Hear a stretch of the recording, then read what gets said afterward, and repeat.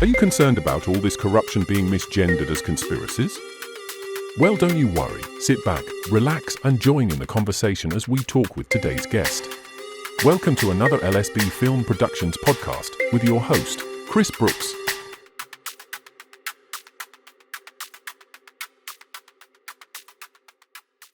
Hello and welcome to the channel. It's me, Chris Brooks, for another LSB Film podcast. Today I have the marvellous Andy and Francesco, and we are going to talk about electroculture, farming, sustainable farming, which is good for both the planet and for us, and we're already seeing really good results.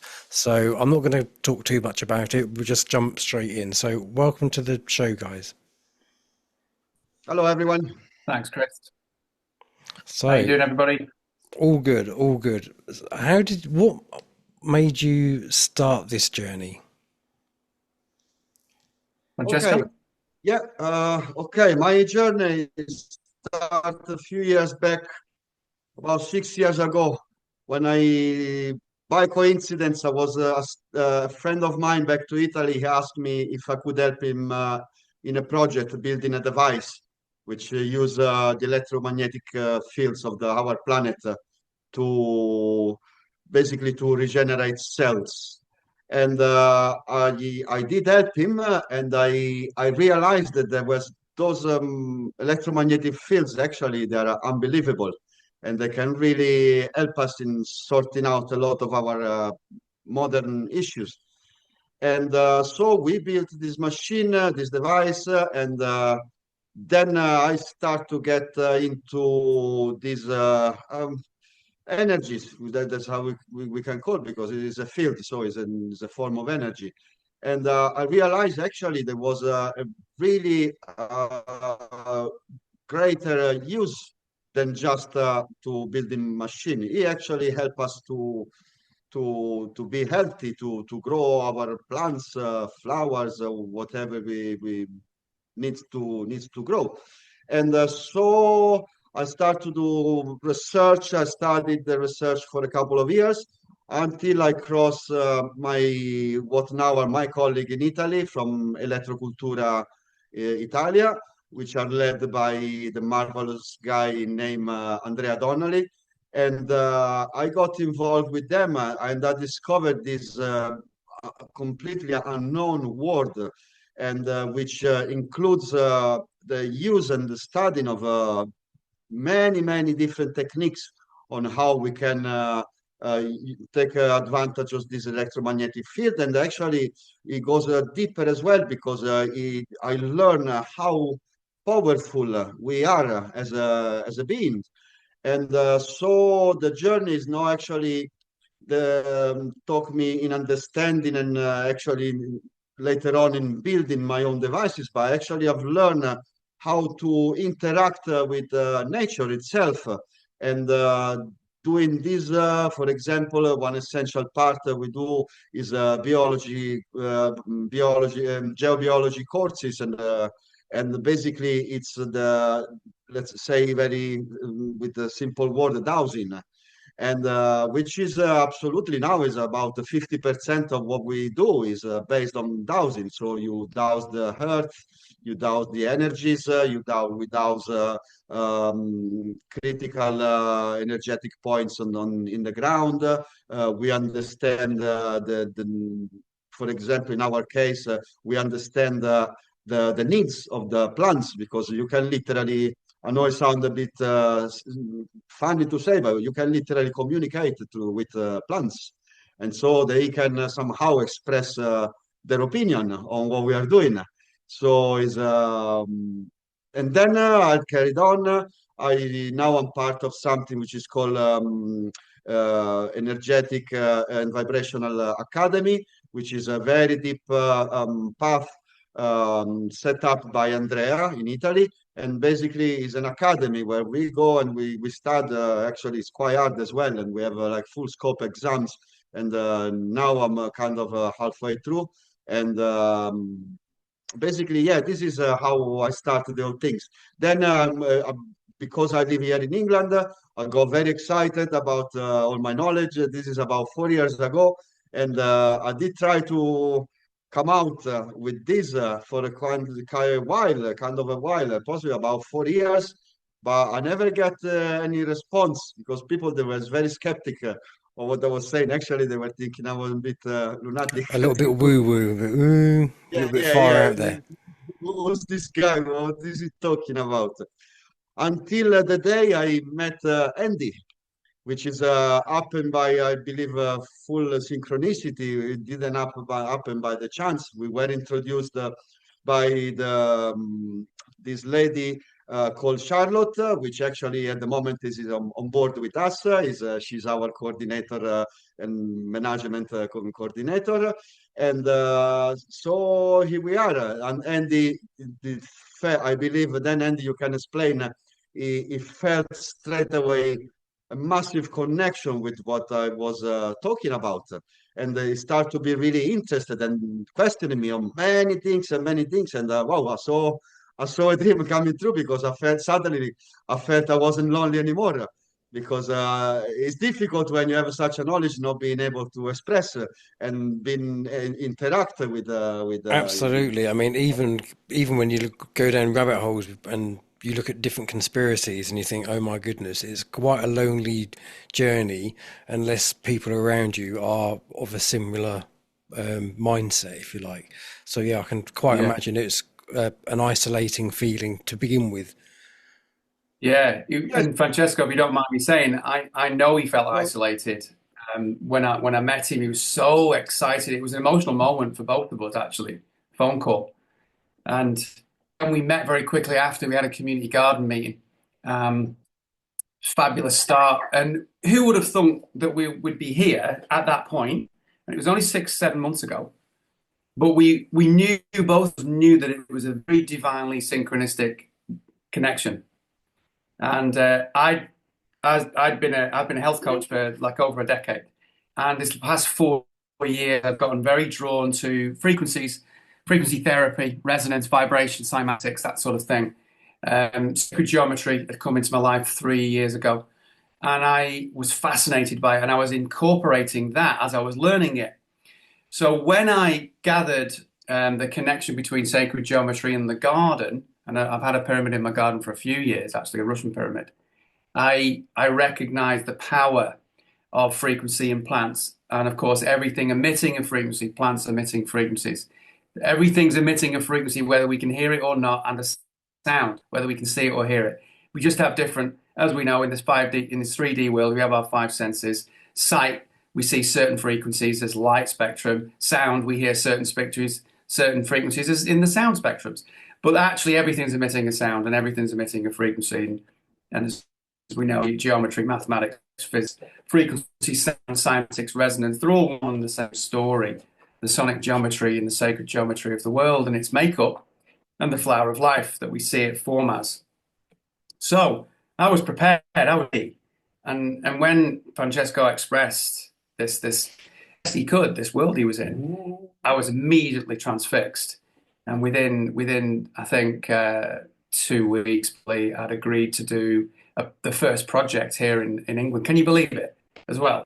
You know, Electro-Culture had been going for some, let's say, well, it started in 2012, but as a going concern with projects for some many 6 or 7 years, writing for Permaculture Italia in 2016. Yet England, nothing, which surprised me because, well, there's a lot of gardeners here, right?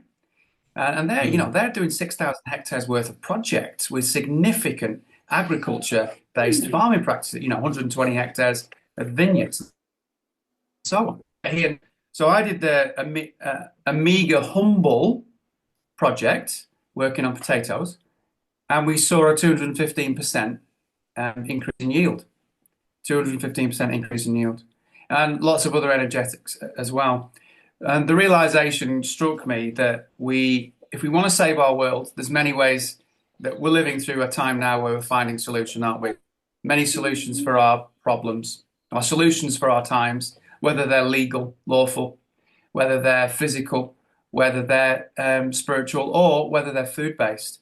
And I've realized that actually, if you focus on, say, the soil specifically, which includes water and so on, But let's say if our attention was soil, we will absolutely heal ourselves. We will heal our water, our environment, our ionosphere, our environment, the air we breathe, literally the food we eat. Because the soil biome, if we focused on it as a very physical thing, the soil biome, and it isn't just physical, let's face it, that's a very spiritual topic too, is the most important focus. And if, speaking as a health coach who's been very interested in mankind's biome for some decade or more in our large intestine, the realization was that is secondary. The central biome is the first 12 inches of soil, which is the 12 inches of the ground that we have decimated and destroyed to such an extent that it's now positively charged, God forbid, which it should not be. And it's got about 5% life in it globally. That is scary. But we can, and Francesco opened my eyes to it, and then Andrea, with these practices, they've shown it in Italy, it's happening. We can take a soil with 5% biome, no life. Imagine what your gut would be like if you had 5% biome. You'd be probably dead. You'd be riddled with disease, Or right? I was going to say, or seriously ill. Seriously ill. So we can take that soil biome, which it currently exists in a state of 5% or less, and we can turn it into 70% plus within 3 to 5 years, and thus, and here's the big kicker, the one thing people really have to absorb, self-regenerating. So no crop rotations, no adding of fertilizer ever again in the form of nitrogen fertilizer, obviously. Homemade fertilizer, that's my dogs, guys. Apologize for that. And we can literally turn it into a self-regenerating, self-healing environment that it's got its entire management system all sorted out by itself. Now that, to me, is a solution for our time. Yeah. It sounds promising, doesn't it? What do you think, Francesco? Would you say any better or any differently? Yes. No, you have expressed in very simple words for everyone to understand exactly the whole point of the concept of what we're actually trying to do. It's because also, as you said very well, is regenerating the soil and the environment where we live, consequentially regenerate us and put us completely in a better position. So from first of all, as you express in the techniques and everything we do, there is the full and complete removal of any chemicals. We have big farmers that they are kind of maybe interesting, but they are interested from the often we notice from on an economical point of view rather than healthy point of view, because of the techniques we use, we increase our health in an incredible way. So obviously you get much more production of food, but there are farmers that still they doubt, so they don't want to drop completely the use of chemicals and so on. So we just don't take them on board. We are not That's interested. right. I think they have to be ready and confident, don't they, before they can actually take that step. But I imagine they would save an awful lot of money on chemicals. Well, we have our friend of us that has a farm, and we are dealing at the moment because he actually is the owner of the land where Mark is doing is growing his stuff, and we had a very nice conversations a few times, and he's explaining us that he literally spent 50 grand every year in chemicals. With doing a project with us, it would cost probably to do the whole farm. It would cost him 50 grand, and then it would have no more expenses. It's everything is regenerating, even our pockets. Everything takes everything gets profit from what we do. Because first of all, when we talk about Electro-Culture project, we talk and it's absolutely really. There is no compromising is a biodiversity. So we would lose those insignificant, silly monoculture hectares and acres and acres and acres of one product. There is no sustainability by the land. So our project, they actually Yeah, exactly. Our project actually they involve biodiversity, so you can have a fruit, you can have a wheat, yes, but you can have veggies all in the same land because also doing like this, you will bring a balance even with the animal, insects. So the nature you get finding Mm. your natural balance Is that what and they call everything. biodiversity? Yeah, yeah, Mm. biodiversity is called. And it is one of the key points. If you don't do biodiversity, things cannot work because I don't know. We use nitrogen fixers like beans to we put next to the strawberries or whatever of the tomatoes, so that the soil is self balance. One Mm. plant help another one. They are called companion plants, and so they help each other. And we bring back insects. First of all, removing the pesticides so you get bees, so you get more natural impollination, and is really electroculture is not one thing, so one technique or one area that absorb the electromagnetic fields. We actually are using about almost 60 different techniques to be put in the same exactly Mm. the same environment. But this one it creates a situation where we don't need any more 1,000 acres farms. We need to it's gonna bring us back to you get micro farms, 5, 6, 7 acres. You have no idea how much can be produced in such a small piece of land. And then you think rather than have one massive farm, you get 5, 6 smaller farms. So someone specializes in one thing a little bit more, someone specializes a little bit more in another one. And doing so, you get a massive production of these super healthy, because they're not only chemical free, but using the energy from Mother Earth, they are super energetic. So you literally need to eat less because you can provide with less food, you can still provide the needs we have. So Mm. you can really, when you get to the point you only eat this kind of food, you literally eat half in volume what Yeah, you normally. speak to the images we see, Francesco, under the microscope of the energetic food, the sacred structures that we see in the crystallization of the cellular structures. Yes, we can we look at our products in under a microscope. We do crystallization, which is basically we freeze, and then we go and look at the cells themselves. And when you look at cells of veggies, whatever has been grown through chemistry, they look horrible. There are big holes. Some there is no energy inside at all. They look really disastrous conditions. Mm. When you instead look at the product we make through electroculture and many other techniques, you see those cells. They're healthy. You actually find sacred geometry inside the Mm. cells. A That lot. reminds me a little bit like that I can't think of his name now. The doctor who done the water crystal experiments. Masaru That's Emoto. it. And Yeah. so nasty words, music, and they freeze the cells of water, and it's all jagged and horrible and unsymmetrical. And then the really nice words and Yeah, nice music, and they're beautifully formed like snowflakes. They're gorgeous. So I You suppose absolutely. can so. It's a see similar this. thing then. You can Similar see thing. exactly what you just said. You can see inside the food Mm. exactly those pictures. We've been taking it. We've been researching, and obviously because Masaru Emoto is one of our inspirer. He's been a brilliant mind. He understood so much about water because if you think about it, actually water is 60 to 90% of everything is living. So if you learn how to treat water, you many problems already get sorted.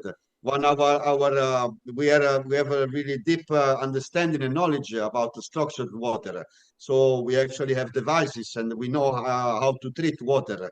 And this is something we normally do in agriculture. We have these devices. We literally charge water with super good frequencies, and then the water it get used in the agricultural to the point that because the same things for that is for us, if the food is so nutrient, full of nourishment, we need less food. If you give this water, plants need much less water. So, for example, So you again, know, it's quality over quantity. Yeah. you know, not only you get the giving this water to the plants, you get better results for us, but also draft problem sorted, because if we can store some water, even if in summer doesn't really rain that much, we have some water stored somewhere, Yeah. and this is charged with those frequency, whatever, and the energy. There is no problem of having the issue there is not enough rain, because the water, you cut down to 1/3 of the water that you normally would use, and the plants that Absolutely. still they do not suffer at all. Go on, Andy, please. Yeah, my experience is, I mean, Francesco is the water wizard, right? That's Francesco's core here, and he's taught me a lot. But I've also learned from Andrea, obviously, and previously I was on quite a journey of understanding water. It's really what preceded meeting Francesco actually was several months of studying water, structuring water, and magnetizing electromagnetism of water.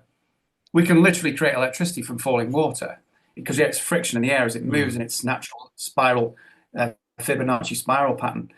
And when you charge water, you change the molecular structure into a hexagonal compartmentalized state, and it changes surface area. You probably know this, I'm assuming, do you, Chris? Yeah, It changes I'm its not fully in depth on it, but I know the kind of basics. But I'm sure there's people watching who don't, so carry on. There's multiple things I'd want to say to it, but fundamentally from a watering perspective, if you're watering your garden, you've immediately changed the surface area of the water with now its hexagonal structure. So therefore, no longer chaos. Water that comes out of our pipe is chaotic in its structure. So it will pass through the cellular membranes of the plants, the organisms, the soil structure quicker. So you're literally watering to half the capacity. You can go through droughts much stronger. And the other thing that I've noticed with my project is the land that has been the project that was, let's say, under the Electro-Culture experimentation, because I had a control group to compare. That particular soil was extremely aerated and pliable, and once I got down to about 12 to 16 inches, was largely dry. I have a massive carbon layer as well. Big fan of carbon, as we are. And therefore, the soil was self-managing from a hydration perspective. Not only did I see that, but as you know, I saw that 200% increase in yield as well. And then when you look at water from another perspective, water is not only life-giving, but it's also information-giving. So my understanding, this is my big understanding, is that the great bodies of water on this planet are stores of information. They are literally imprinted by the cosmos. So this is the key, each molecule of water can contain 440,000 bits of information if it's in a structured state, not in a chaotic state. And then secondly, there's literally 2 to 3 trillion molecules of water per drop. Bit of a head, isn't it? Head spinner, isn't it? You can't compute that, can you? So essentially, if we're drinking dead, chaotic water, what are we telling ourselves? How are we imprinting our body? Likewise, if we're putting that on the garden, how are we imprinting the soil, the food, the microbiome in the soil? And secondly, then if we do charge to put it back to its sacred structural state, imprint it, what are we then telling our bodies, the soil microbes and the plants? Exactly. Yeah, you are what you Fill the eat. world, isn't it? Entirely. Now This I'll give entire you subject is amazing. I'll give you the opposite example, which is just to make you understand how terrible is the situation at the moment. Water absorb frequency, just that they pass next to, if you have two pipe, one will absorb, they exchange information. You think the water it comes from the main inside the house, it's just run next to the sewage pipe. Can you imagine what we drink? Oh. But this is the reality. Energetically wise is what the water we get is absolutely disaster. In my house I use personally, we have got very powerful filters, and then all the water before it drinks you go under the devices and they get completely restructured. So because you can't really, if you get awareness, you know, you start to get worried because Yeah. that's what it actually should be. Water is an incredible container of information, and it gets anything you put from, as Masaru Emoto has been showing us in the past, from frequency of love to frequency of hate and anger. Or anything. So you imagine you passing next to the sewage pipe, what information the water gain. Mm. It's a bit, it makes you I'd think. rather, if I'm honest, I'd rather not imagine it, but I know exactly what Good. you're saying. Okay. Yeah. Yeah. I know, I'm You might sorry. argue I that, know it's a bit raw content, what I'm saying, but we But really it needs need to be people said.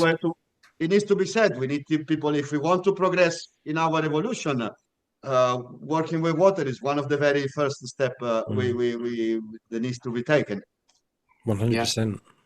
yeah. Yeah. There's a beautiful man from history called Victor Schauberger, who you've probably heard of, I'm No, assuming, Chris. no. Victor Schauberger.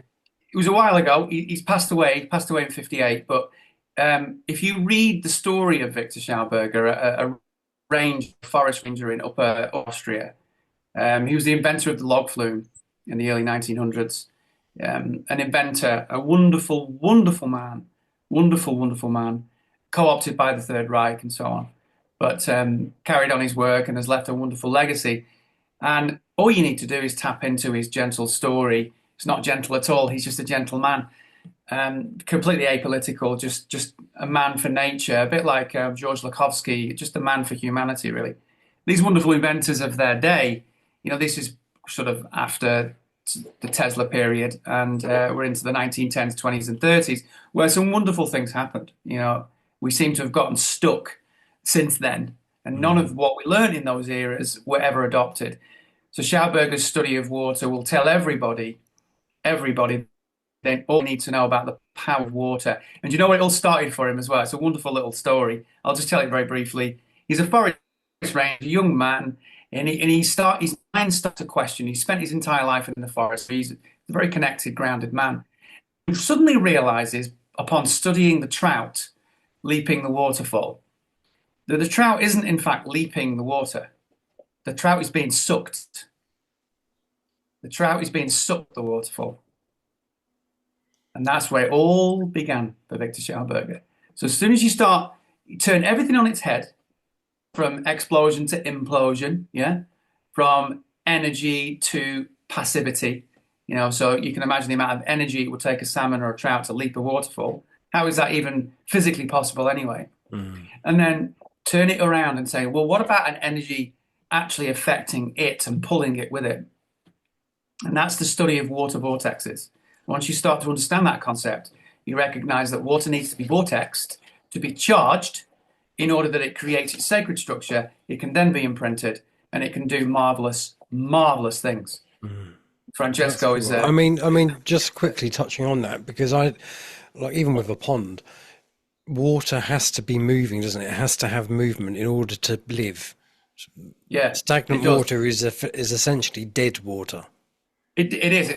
It's now turned chaotic, and it can now be imprinted by all the many, let's say it's dead water, so it's being eaten. Things are growing in it.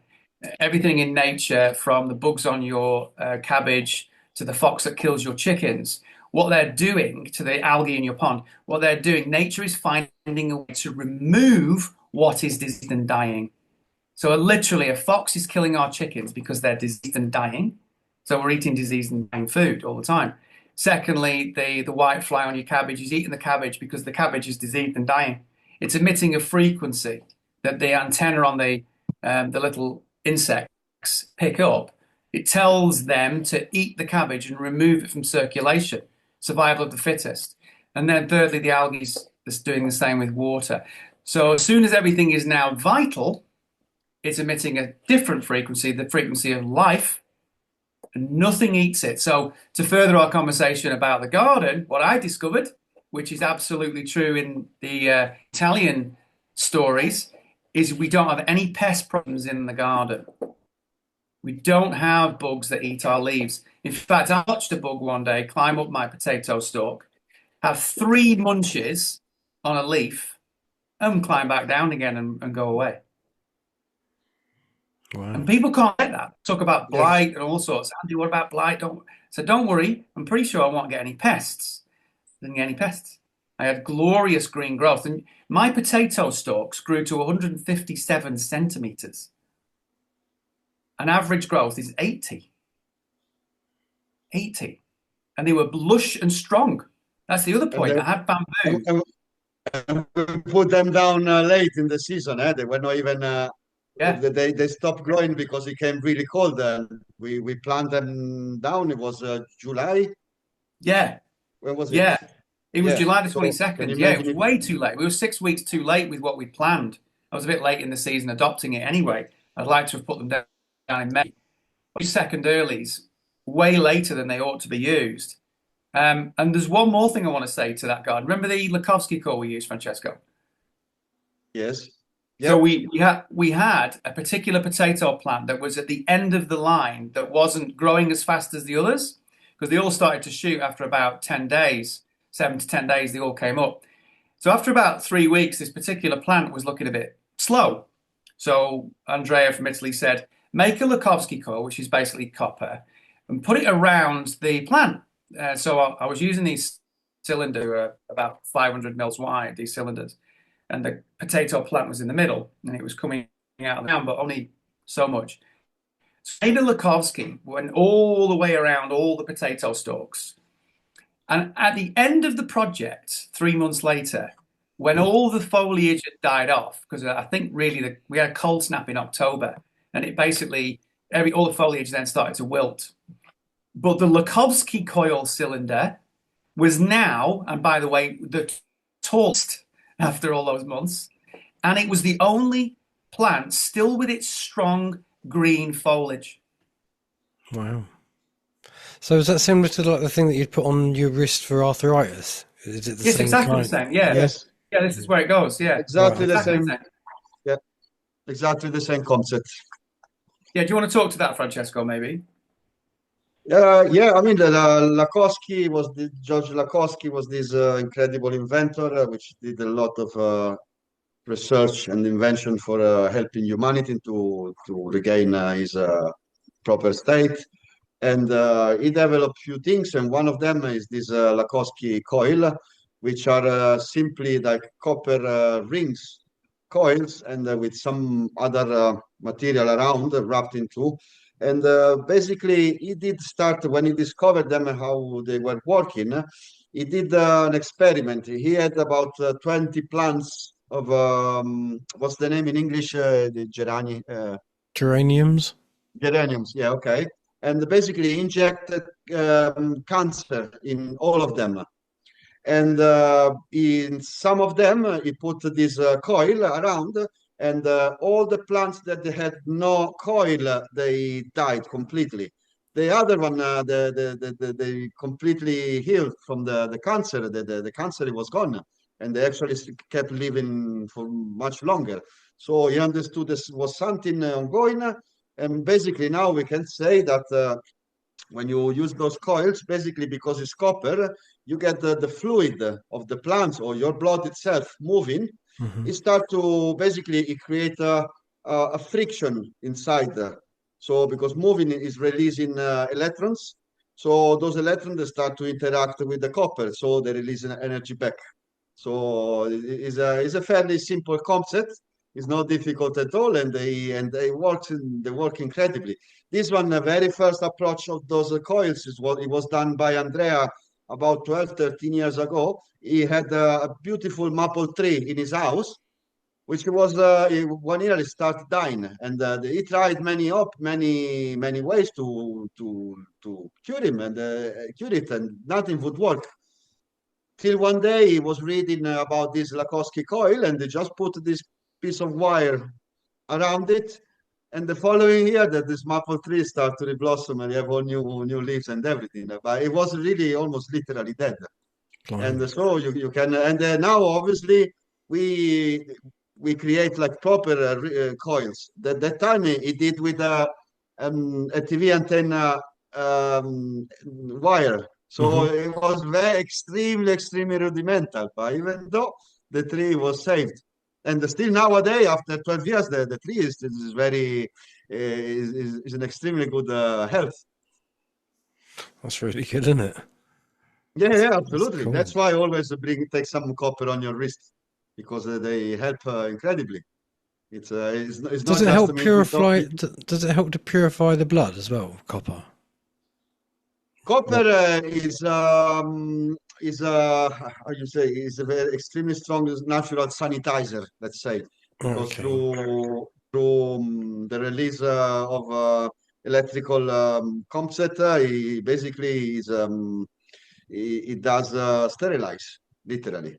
So that's why we use copper, and we use those devices, even beehives, so to help them to protect themselves from illness, from bugs, from many things. So copper has an amazing properties. That's probably why it's so expensive then. One of the reasons, definitely, Yeah. same reason than gold. Gold is not expensive because it's rare or because there is demand. Gold has been made expensive to deny accessibility to the people, because gold is the best, is one of the best superconductors. That's right. Yeah, So conductors. Hmm. it is probably one of the best ever. So that's why in the past, when there was abundance, gold was used even as a containers to store things inside, because its frequency, they would attract these electromagnetic fields around the planet, and they would actually concentrate energy. So yeah, gold is an incredible metal, but not because it's beautiful or because it's a fashionable thing to show power of wealth. Yeah. Yeah. Its cost, I believe, strongly has been made to deny accessibility to everyone. That kind of makes sense to me.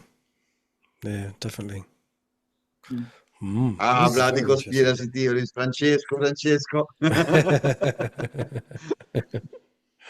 Oh dear. So what work are you currently doing then? What plans have you got? Are you doing talks? Are you Yeah, yeah, we are. Okay, Andy, you want to go, Andy? We're just planning a series of talks in the new year. There'll be multiple talks in the Norfolk, Suffolk, Hertfordshire area between early Jan to, let's say, spring. That's our focus because that's where we're based. So we're using a central focus there. We're building that model, our model here. We're brand new, as you know, this year, and then we go forth. We're meeting some collaborators in Kent soon, and we'll be doing talks there as a collaborator in London. So there's talks to be done there. We're going to go for small to large. We're going to join the Great Resist talk in February, and hopefully I'd like to do some more with those. And there'll be as we've worked with Mark, as you know, in Suffolk, Mark Byford, the Bowler Hat Farmer. Yep. I'm interviewing him next, funny enough. Oh, are you? Oh, well, there you go. It's a small world. So we're gonna focus on more work there because that is the centre of excellence, really. That is the start. The beginning of everything we've done is really at Mark, other than my own space. Just bear with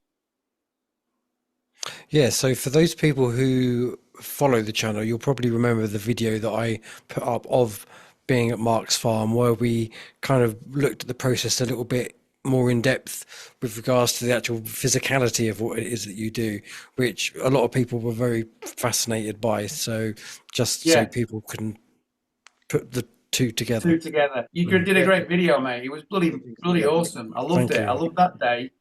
That was our launch day, you know? You were to be a part of that at the very beginning is meaningful. And I think, bearing in mind you're in this locality as Absolutely. well, it's all very meaningful. This locality, you could argue the centre of it is actually in Mark's farm in Bury St Edmunds. I would say that's the beginning. Would you say, Francesco, that's kind of where we start?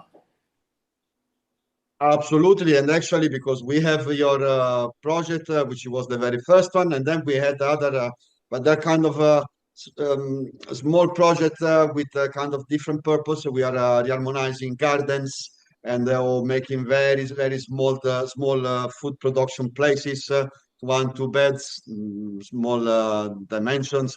So Mark has been actually the first farmer that believed what we do, and is actually at the moment is having we done the installation in his place the day we started. Now it's been completed, and now it's much ahead than what you saw that day. And we completed the installation of the towers that you saw, and we have completed now. When you went there, when you were there on the opening day, I believe we had like 3 beds. They were connected to a telluric antenna. Now it's 9 of them. But the funny thing is, Mark start to have some. He keeps calling us in these days because he still can't believe and understand what's going on. Because those 9 beds where we done Electro-Culture, they're actually not in use yet. Nothing has been sit down. But he had some beds next to the towers, and where he didn't put any bacteria, microorganisms, nothing. That's simply next to the towers. And he has now garlic sprouting. Is 30 centimeters. It's not possible. I was there last week. He has at the moment strawberries, and strawberries that are still coming out new green beautiful leaves. Which he said, I'm a farmer all my life. These things, they cannot be true. They can't exist. But I don't know how it's possible. So it's actually very satisfying and for us, and he give us faith in confidence in going forward. Confidence, because especially Mark is a fighter, is a first line fighter, and he is taking, even though again there is no actual electroculture in working yet, just those 2 towers. He's taking our word everywhere on his channel, interviewing every time. He keep mentioning us. For us, is yeah, this is brilliant. He's an incredible collaborator. And yeah, there are those results that as he's been a farmer all his life. He went to university. He studied in agronomy, and he said these things are not possible, but they're happening. I don't know how to explain, but I don't know what those. Do you want to explain what you think's happening, Francesco? Yes, it's basically very simply those towers. They are made of basalt, which is a particular basalt with. I think we are the only one able to supply in England, because we do very specific and particular analysis. There is plenty of basalt everywhere, but you need some with specific characteristic, which is not only physical characteristic, but they need we go to energetic characteristics. Can you explain what basalt is? Basalt is a mineral rock. Basically, is what it comes out from volcanoes when they explode, and so it's literally everywhere. Rich in nutrients, and I imagine if it's coming out rich in nutrients, and also is a paramagnetic. So is affected by electromagnetic fields. Literally, it's the only rock that you go with the magnets. It gets stuck on the magnets. Okay. Literally. And is basically one of the very little. There is a few others, but not many. And basically, what we do, that's where you get in the human importance.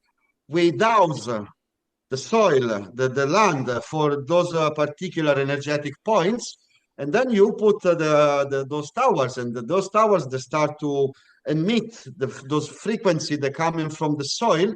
They somehow they start to emit and put in resonance with the life. Those energies coming from the soil that is very often on their own, they can be even very toxic to us.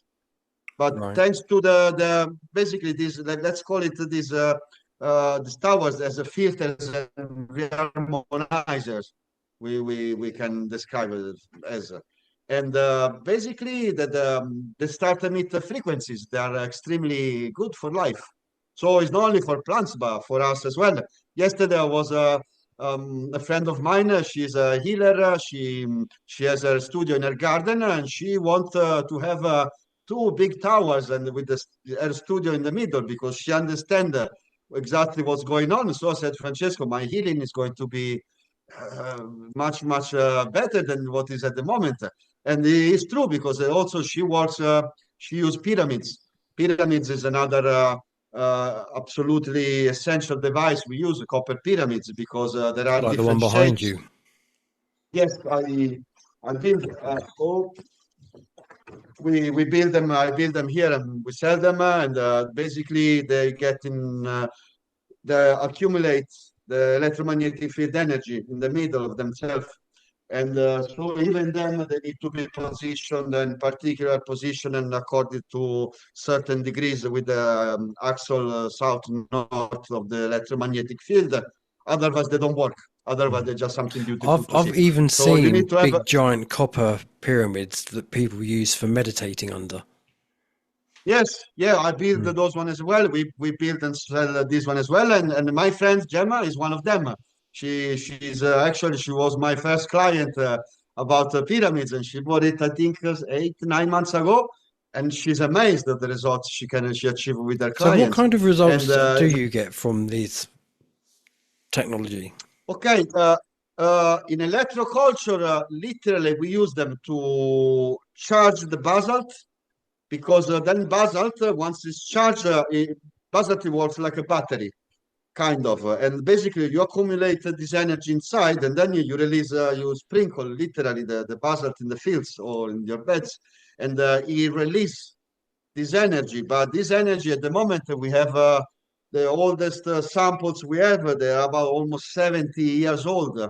And they're still releasing exactly the same amount of energy than when they were charged. So that's why we were saying with Andy, when we were saying before, once you done, you put the soil that in self-regenerating mode, that's it. You do nothing because you do nothing anymore. You Yeah, use and you use the towers and they get in resonance because it's basalt inside, so they emit energies. And the basalt, is actually absorbing this energy. They get in resonance. So basically, you start to feed constantly all the basalt you spread around with the energy coming out from the towers. So this one and it increase. lasts, doesn't it? The key here is, and this is the message we try and spread. If you just use basalt that isn't charged, then you don't have self-regeneration. Right, You have a okay. lifespan for the basalt's energetic qualities, and that's not forever. Whereas self-rejuvenation, when we refer to self-rejuvenation, what we mean is 150 years plus of soil life that doesn't require annual fertilization. And I'm talking about green manure here. I'm not talking about NPK. So if we want to get past the biodynamics is the start. Of course it is. Their work is the start. Steiner is the start. But we need to get to the stage because we all understand that you can't keep going either to the garden centre and or keep laboriously making tons and tons of homemade green fertilizer if you want to feed a population. Mm. And that's the trap they've put us in.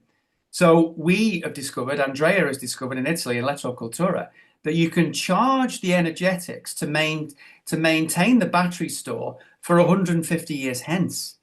And that's why we have to use specific basalt, charged in a specific way, used in the power tower and used in the soil. That's the foundation. It's the geotherapy. We call it geotherapy. Literally earth medicine. You are giving therapy to the earth. Power tower is an earth acupuncture point, for example. As Francesco said, you choose. He, master dowser, he goes through the land and he will douse for a specific spot, not any old spot, a specific spot that he knows is an energetic potential spot. And then he places our power tower exactly in that spot, precisely in that spot. And then we use the basalt in the power tower, we add quartz to it as well, and we put basalt into the fields that is specifically charged in order that our self-regeneration model will actually work for generations forward. And we base it on, I do anyway, I base it on the Native American Indians. The stories of the Native American Indians are, if you charge your soil and you cultivate correctly, appropriately, you've got soil that's good for 400 years. And we know that from evidence of the plateaus that they used. When you monocrop, you've got soil that's dead, that you then put NPK on that will last for the season, 6 months, 3 months, 10 months. And is probably now worse off than it was previously the year before. Every time you turn that soil, as Mark describes, you kill the biome. You turn that soil how many times a year? You're just constantly depleting it. Constantly killing it. The best analogy, as Mark has discussed, as I heard as well, we were all parties to the same information. You get your first 12 inches of soil, which is where your microbiome is living, and your macro, your worms and so on. And then you let it build and you let it build and you let it build. It's getting healthier and it's suddenly healing. And then your plow comes along and goes 180-degree turns on its head. You've just killed your biome. It's like a skyscraper being turned on its head. And also we do really big damages because the electrical charge of the steel that we use for the plow of all our tools.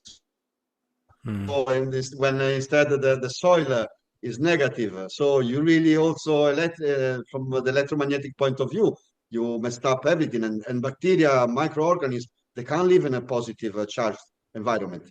So we really destroy the basic of our modern agriculture is. Do you think this was done? Do you think this was done deliberately? Because obviously what you're talking about is, I would say, old technology, isn't it? This is probably how God designed it to be. So, do you think this is an intentional ploy to? If you think about, yes, I see exactly what you mean. If you think about our past, our grandparents and grandparents, they didn't use those techniques, and their food it was much greater than nowadays. So if that one was working and this one now has been pushed so hard, and this not giving not even closer to the results our previous generation used to have. Well, I don't want to step in the conspiracy theory field, but it lets you think quite a lot. It's and also you see from those big, massive multinational corporations, which are always the same. If you go backward, you always trace, and at the very core is always 2, 3 groups that they own all the chemical industry, the medicine industry, food industry. Yeah, they have the monopoly. I don't want to say names, but it's 3 of them, and they own everything. So I believe they are very, how do you say, very aware of what these new techniques and way of doing farming is doing, is taking us. So, but again, that's where we should step forward, and basically we don't have to fight what they give us. We just simply have to go for our own path, our own way, and the change needs to be made inside us. There's no point in going and fighting against them. Just simply stop buying the product. Yeah, peacefully. You asked before, Chris, about this is not new information, and oh yes, this tells us this is a story of a gentleman called Justin Etienne Christoflo, who in 1920s patented his first electro-culture antenna design in France. He then spent 17 more years patenting another 15 patents, and he advanced on his first patents, and then he created a telluric one as well, ground-based antenna. And these patents are still active. They're just not used. So we see a graph of the exponential use of electro-culture in France, Italy, Switzerland, the UK as well, Australasia, and the Americas. We see this massive exponential graph that starts in the 20s, peaks in the late 30s, and after World War II is completely gone. The use of electro-culture died with World War II. There were actually some studies done by the English government, and basically what they done, the concept was slightly different, because when we use energies from the Mother Earth and from the universe, which is mainly electromagnetism, what is current at the moment, what is happening, for example, still in US, they use AC and DC electricity, the electricity from your sockets in the wall. from the wall. But we decide to work differently because in the end of the day, Mother Nature is give us those energies we can use, and we want to be self-sufficient and independent from utilities. Because if you think you start to develop all system installation or whatever, and anything happen, first of all, you have to pay bills. And second, if they switch off the supply, that's it, you stop eating, literally, because nothing work anymore. So, but we start to work on this way for this reason, with using natural energy. But anyway, going back to what I was saying, there was this 27 years a project run by the English government about electroculture. They were still using AC and DC, but they were having, for the first 10 years, they were actually having kind of good results until the point they decide to put chemistry in the projects. And they did that for another 17 years, so a total of 27 years studying. And basically after this chemistry was introduced, things start to decline to the point that they said, no, electroculture doesn't work. It was quite interesting. And this is all a project made by the studies by the official government offices and associations. So they basically self-sabotaged it, so they could probably then just dismiss it. Yeah. I mean, I don't want to say those words because then we get censored, but I'm trying to be very nice and kind with my wording. But literally, that's what it looks like, because especially they see the first 10 years it works, then they introduce chemistry, stop working, they couldn't go back and keep studying without chemistry, but they didn't. So in Italy, we say, think bad about something is a bit evil, but most of the time you're right. Yeah.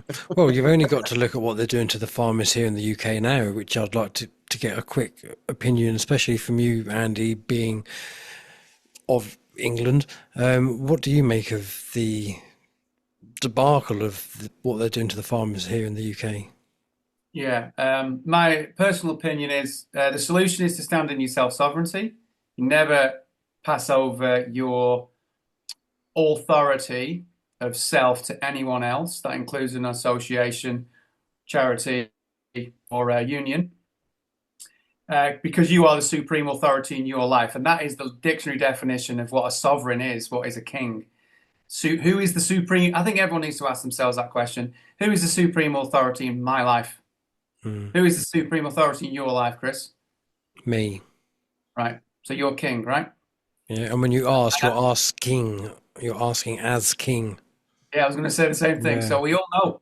So that's the answer. We don't stand under a banner of a union or tell some MP to stand on stage. Simples. And if anyone does stand on stage and speak, they're speaking for themselves. Yeah. And if we hear the words to be honest, integral, and true, we can accept them. We never stand under them because we're only ever standing under ourselves. And then secondly, I think it was personally, the timing of it is naturally perfect. The next day, what with the food shortage building up in the background that no one's aware of, the next day in the newspapers, I saw the farmers say there might be food shortages. It was the first time I saw that in the mainstream narrative. I don't know about your thoughts. And I thought, oh, okay, so they'll take away the word might soon, and they have done already. And they've enacted the food shortage emergency plans. And yet they're saying, don't worry at the same time. So in my opinion, they're using the farmers, the NFU, etc., and any other individual who's attached to them and not representing the farmers at all or their best interests. And they're going to push now the food shortage over the winter, probably soon anyway. And they'll blame it on the farmers. Yeah. Well, we've also got to remember, like the and this is partly what we're going to be talking about with the bowl hat farmer in a minute, and that is like 3 of the people on that stage were all Davos attendees. You've got the NFU bloke, Ed Davey, is it? He's right up there in the WEF. He's happy to wear his WEF. Who else did we have? We had Cameron's wife's sister. Who did we have? Emily Sheffield. Yeah, she's they're just WEF puppets. So what do people really think that they're going to achieve? As soon as I saw the NFU had arranged a meeting in Westminster, 600 person room, I thought, or 600 man room, I thought, no, no, no, no, no. And I was so intrigued to think that straight away the NFU have jumped on it. You can't trust an organization like that. You simply cannot. So again, my best advice is grow food, grow energetic food, grow food that's self-rejuvenating, that's sacred in its structure, that will heal you, because you're going to heal the soil to grow it. So therefore, we're all healed. The answer, in my opinion, is I'm proud to say I'm now working in a 5D environment, and I can be a part of solution. You know, I've been struggling these last few years to find my sort of Calling. I suppose. Yeah, where to put my efforts, where to put my sweat equity, essentially. And of course, it was always going to be in an environment for myself and my family. And it had to be conscious, it had to be altruistic and benevolent, it had to be for Mother Nature herself, mankind, and life. I found it. So I've got more energy at the age of 47 than I did have 10 years ago when I was just starting out in the world of alternative holistic health coaching, yoga, and functional exercise. And by Christ, was I energetic then. But now I'm energetic in a different way. I've created such a healing environment in my own body this last 15 years that I know, I've been given a divine task. I knew it was coming as well. I would talk about it. I'm going to be involved in something very important. And maybe a lot of us can say that. I hope a lot of us can say that and feel it deep inside. And that's now begun for me. Meeting Francesco was the spur of it. It was the beginning. It was the baptism. In its proper use of the word. And so here we are, mate, finding solution for our time. Stand in your own sovereignty, heal Mother Nature first, give her a piece of your love, and she will heal you in return. Well, that's brilliant. I think that's a good place to end it on as well. Is there anywhere where you guys can be found online? Yes, we are at the moment we are still, because we are very new, we are still working on our website, which should be available. I mean, it's already existing, but is a temporary blocked for maintenance. But it's gonna be accessible very shortly. By anyway, you can already found it, and there are already our all contacts. So you can there are our email address. They're already available. It's there is me, there is Andy, and there is Charlotte, and so there you can find. And also there is the Andrea's website, which is electro, which is spelled in Italian, is Electro-Cultura, electrocultura.ch. And is basically where at the moment is where all the knowledge is has been stored. So there is a massive amount of courses, information, ebooks, and you can anything you can mention, it can come to your mind. You can find it there. Okay, brilliant. As we said before, is something is ongoing by some years now. Andrea has been putting a massive commitment and effort in what he's doing.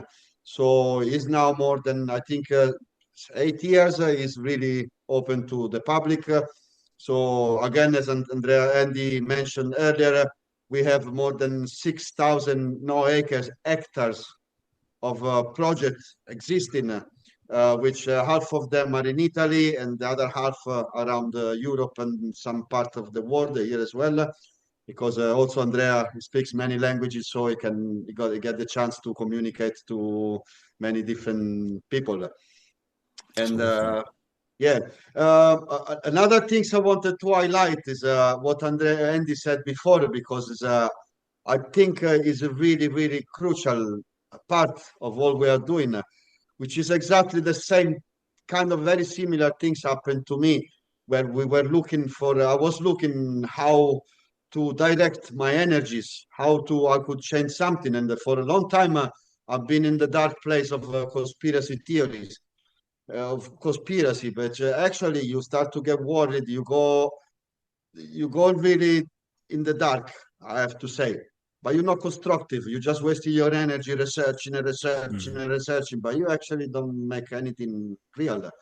And since now is about a year or so, I've started to understand this. So that's why I start to concentrate my energy on the rebuilding. Not anymore what they've done to us in the past, what they are still doing to us now. Just In the concentrate rebuild, on the positive. on the positive. Oh man, my life has changed completely. You have no idea how. Anything I see now, even what they're still doing to us, I found it just as an opportunity of doing better, or I take advantage from what they do. So because I love studying and researching, so even everything they do bad to us, I like to study to understand the concept. Not anymore. Oh my God, look what they're doing in us. I Well, say, oh knowledge is cool, power. look what they do. Yeah. I'm just saying, cool, look what they're doing to us. Okay, how can I use the knowledge to bring advantage to us? So Yeah. my point of view has completely flipped, and my life is better. I, um, I used to have a beautiful dream in the past, a wake night with ideas, and then these things it was gone for a while because I was in this dark space. But now it's like a year. I wake up at 3, 4 o'clock in the morning. And I run to the workshop with my wife. Where the hell are you going at this time? I said, sorry, honey, I'm busy. I need to put down something before I forget about it. And it's unbelievable. It's beautiful. I still got the awareness of what they're doing. I don't care anymore. And this is the point where everyone should be, because it's rebuilding the new. That is how you concentrate your energy and you become creative and you become powerful. Because when you get in the dark places, you get stuck in an awful bubble, Well, this is what which they want, you isn't it? They want you in that fear bubble. They want you because then you stop growing. I can't remember who it exactly. was that I was talking to, but he said the way he deals with life is that he knows about these things, but he's never going to let it affect him. Yeah. You do He what lived you from the Because inside out. you do what you want. I'm going to do what I want, and that's how he says that he's always been left alone to his own devices because he just doesn't allow anything to affect him. Yeah. Do you like the idea of living from the inside out? Yes. That's what I think we're talking about, all of us, isn't it? Pam Gregory talks about it. Live from the inside out. Therefore, your life is never guided by external, extraneous information. That's Your right. life is guided by your internal. unless those external energies are good, so you actually start to resonate. So what Absolutely. happened afterwards is incredible. And that's the It's, point. When if you harbor good, joyous, loving Mother Gaia energy, then when you do reach externally, which we do every single day just by putting our foot on the earth, we'll resonate with those energies. If we don't, if we live through external information, then we're resonating with the energies they want us to resonate with, which is naturally negative. Ta-da, we're it's done. like Can I put out a call before we end the Yeah. call? I'd like to put out a call. So obviously we're into this space now. We've got some 15 projects or thereabouts on the go or soon to be on the go. And what we're looking for are people, anybody actually, but in particular people with several acres, people with a hectare even, biodynamic farmers or farmers of any kind that are interested in getting involved in energetic agriculture. Because the hardest part of this is proving that this can be done in English soil, in Welsh soil, in Scottish soil, in Irish soil. Okay, we have 6,000 hectares of proof on the continent, North America, Scandinavia, but we literally have minuscule amounts of this soil. So I'm putting out a plea really for the early adopters that are out there to say, yes, Andy, Francesco, we want to talk. We want to be a part of the solution, a solution for our time in relation to soil, food, and ultimately health of the entire planet because of that. What do you say, Francesco? Would you add to that? Yeah, we are so interested in what you just said to the extent where we actually start to organize on a regular basis trips in Italy, or where we go actually to see working farms working on those techniques, which we done some few days 3 weeks ago. We have done like a 3 episode um, workshop, online workshop. We explain to people how things work, and one of the episode, it was the third one, we had as a guest Alberto, which has this amazing place in Italy, and this all done through electro-culture techniques. So the results are mind-blowing. It's like a fairy tale book. It's really, really incredible. And so we understood that it was really necessary step to organize something, because actually here in England there is nothing that people can see with their and touch with their own hands. So we decided to start this series of travel journeys in Italy, and actually we went 2 weeks ago, and then we're planning to do another one in February. And basically, with every 3 months, we would like to bring groups of anything between 6 to 12 people. And we stay there, we organize accommodation, food, everything is organized by us. But the main reason why we do this is so people can actually see with their own eyes and understand how powerful is this way of life, I would call it, Yeah. way of living. Not even techniques, or is a proper way of living.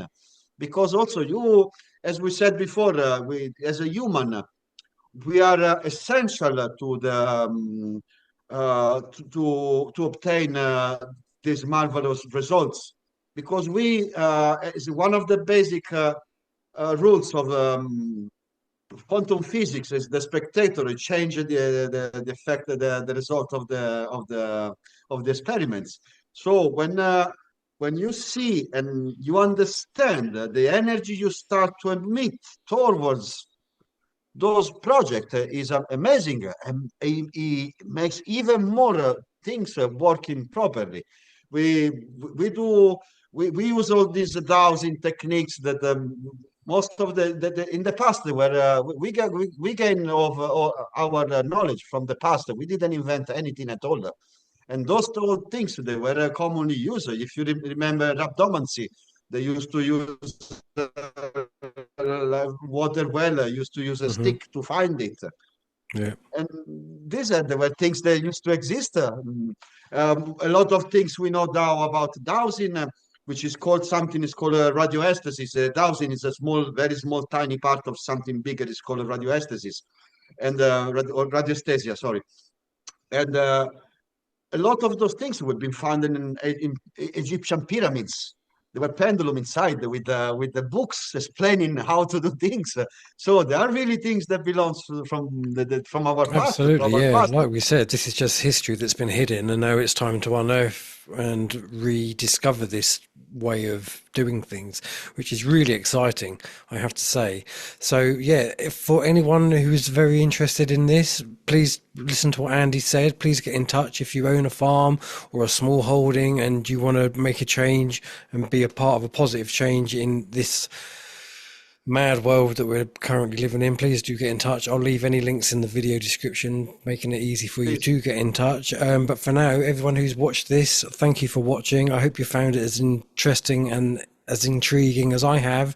But until next time, look after yourselves, take care, and thank you very much, guys.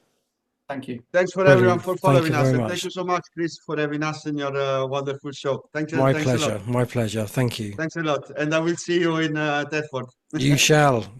Yes. Nice one. Thank you.